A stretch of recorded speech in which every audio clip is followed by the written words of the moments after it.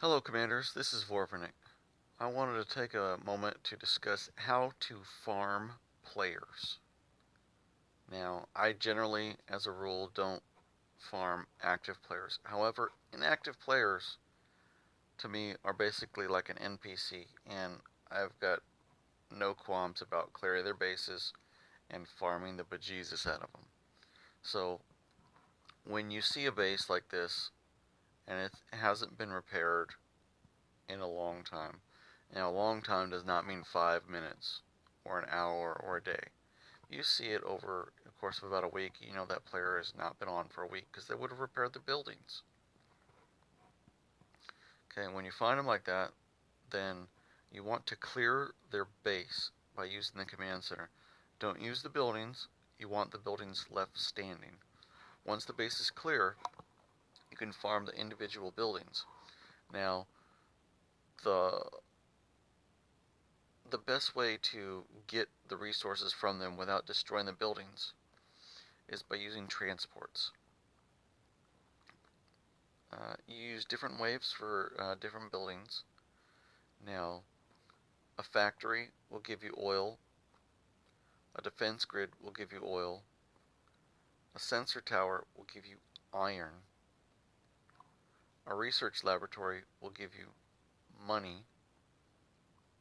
Of course, the oil derrick will give you oil, the iron mine will give you iron, the refinery will give you fuel, and the trading center will give you money. Okay, so when you're going to attack a factory, know that the factory will give you potentially more oil than an oil derrick. Oil derrick I've seen give up to 44,800 oil. It doesn't matter how many additional transports you put it to the wave, it pretty much caps at that. However, I've seen factories give normally 60,000 oil. I've seen one hit, and I don't have it in my screen, so I'd show it, of 83,000 oil. So, when you find an inactive and you clear their base and you go to farm them, you want to know what it can actually give you, so that way you can maximize the use of your units.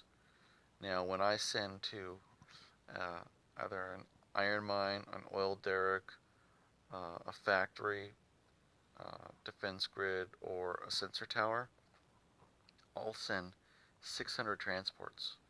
Sending 700, 800, 900 is overkill. It's not going to give you any additional gain.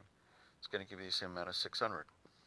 When I send to a warehouse, a refinery, or a trade center, I max that wave out with as much as I got in there, because I know I can get up to 154,000 of those units. So if it's coming for or coming from a trade center, I'm going to get a whole lot of money. If I'm burning fuel like a madman, I'm going to get a whole lot of fuel from the refinery.